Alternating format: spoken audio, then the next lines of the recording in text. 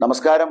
ഒരു വണ്ടിയെടുത്ത് പാറശാല മുതൽ മഞ്ചേശ്വരം വരെ യാത്ര ചെയ്താലും സപ്ലൈകോ മാർക്കറ്റുകളിൽ 13 സബ്സിഡി ഇനം നിത്യോപയോഗ സാധനങ്ങൾ വാങ്ങിക്കാൻ കിട്ടാത്ത സ്ഥിതിയാണ് ഈ ഉത്സവകാലത്തുമുള്ളത്. ഉത്സവകാലത്ത് വിലക്കയറ്റം നിയന്ത്രിക്കാൻ സാധനങ്ങളില്ലാതെ ബാനർ മാത്രം കെട്ടി ആളെ പറ്റിക്കുകയാണ് സപ്ലൈകോ ചന്തകൾ. 13 ഇനം അവശ്യ സാധനങ്ങളിൽ 2ഉം 3ഉം മാത്രമാണ് താലൂക്ക് തലത്തിൽ ക്രമീകരിച്ചിരിക്കുന്ന ചന്തകളിലുള്ളത്. അരിയും അവശ്യ വസ്തുക്കളും ഇല്ലാതെ സംസ്ഥാനത്തെ സപ്ലൈകോ ഔട്ട്ലെറ്റുകൾ ജനങ്ങളെ നിരാശരാക്കുകയാണ്.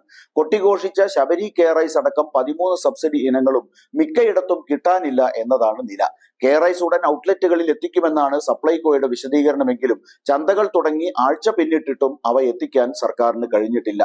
സപ്ലൈകോ ഈസ്റ്റർ, റംസാൻ, വിഷു ചന്തകൾ തുടങ്ങി ഒരാഴ്ച കഴിഞ്ഞിട്ടും തലസ്ഥാനത്തൊഴികെയുള്ള വിൽപ്പനശാലകളിൽ സബ്സിഡി ഉൽപ്പന്നങ്ങൾക്ക് ക്ഷാമം നേരിടുന്നത് ജനങ്ങളിൽ വലിയ രോഷമുണ്ടാക്കുന്നുണ്ട്.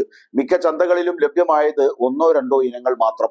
പ്രതിസന്ധി പരിഹരിക്കാൻ ഉൽപ്പന്നങ്ങൾ ലോക്കൽ പർച്ചേസിംഗ് നടത്തി ചന്തയിൽ എത്തിക്കുമെന്നായിരുന്നു മന്ത്രിയുടെ വാഗ്ദാനം.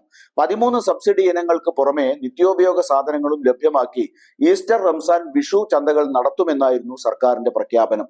മുൻവർഷങ്ങളിൽ നടത്തിയിരുന്നതുപോലെ വിപുലമായ ചന്തകൾക്ക് പകരം ഓരോ താലൂക്കിലും ഓരോ ചന്ത എന്ന് പരിമിതപ്പെടുത്തിയിട്ടും ഇതാണ് സ്ഥിതി. മാർച്ച് 28-ന് ബാനർ വലിച്ചുകെട്ടി ചന്ത തുടങ്ങിയതാണ് മിക്കയിടത്തും.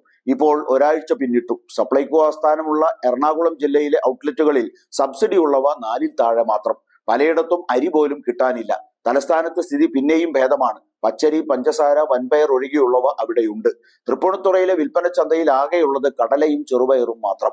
ബാനർ കണ്ട് ഔട്ട്ലെറ്റിൽ എത്തുന്നവർക്ക് കാണാനാവുന്നത് ഒഴിഞ്ഞ തട്ടുകൾ മാത്രമാണ്. കുടിശ്ശികയെ തുടർന്ന് കരാറുകാർ ടെൻഡറുകൾ ഏറ്റെടുക്കാതായതോടെ ഡിപ്പോ തലത്തിൽ ലോക്കൽ പർച്ചേസിംഗ് നടത്താനായിരുന്നു സപ്ലൈകോയുടെ തീരുമാനം. ചന്തകളായി പ്രവർത്തിക്കുന്ന വിൽപ്പനശാലകൾക്ക് ആവശ്യമനുസരിച്ച് സാധനങ്ങൾ വാങ്ങാമെന്നും നിർദ്ദേശിച്ചു. എന്നാൽ ആ കണക്ക് കൂട്ടലുകളെല്ലാം തെറ്റി.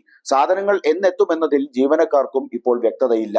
ഏപ്രിൽ 1-2 തീയതികളിൽ നടക്കേണ്ടിയിരുന്ന സ്റ്റോക്ക് കണക്കെടുപ്പും സാങ്കേതിക തകരാർ മൂലം പൂർത്തിയായില്ല. 13-ാം തീയതി വരെയാണ് ഈസ്റ്റർ, റംസാൻ, വിഷു ചന്തകൾ.